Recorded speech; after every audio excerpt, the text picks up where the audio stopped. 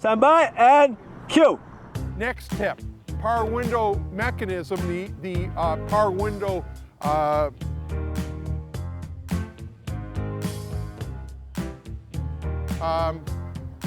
regulator.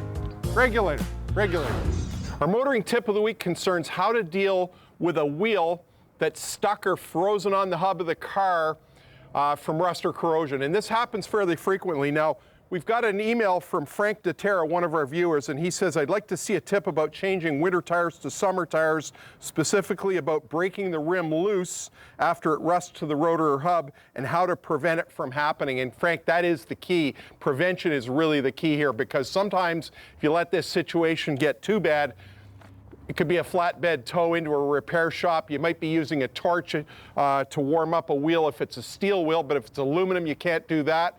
You could be using a sledgehammer, but you've got to know what you're doing when you're doing this, because that sledgehammer will recoil and hurt you. You can only belt the tire. You can't belt the rim with it, or you'll damage the rim.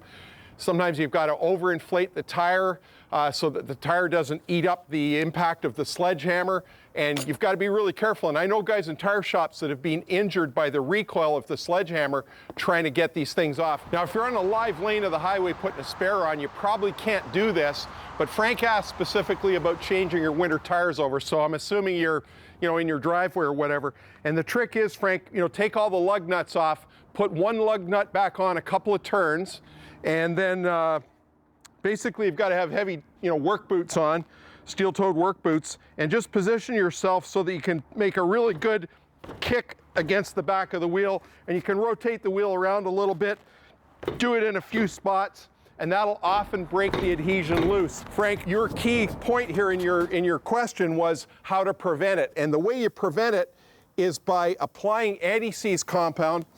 And we use this in the shop. There is not a mechanical repair shop in this country that doesn't have a can of this on the workbench, I'll tell you that. This stuff has a high enough melting temperature, that it won't turn liquidy with the heat of the brakes, so it'll stay put where you put it. So we're gonna use this old hub just for demonstration purposes.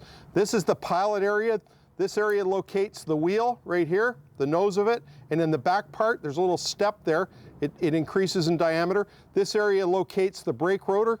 And we want to paint both of those with a little bit of anti-seize compound, just a film of anti-seize. That's going to prevent the rotor from freezing to the hub and prevent the wheel from sticking to the hub as well. And do that periodically. Every 2 or 3 years is plenty. So the key is using the anti-seize compound on all four. Don't get crazy with it, just a little film of it, and do it on a regular basis, and that'll get you out of this trouble. That's your motoring tip of the week.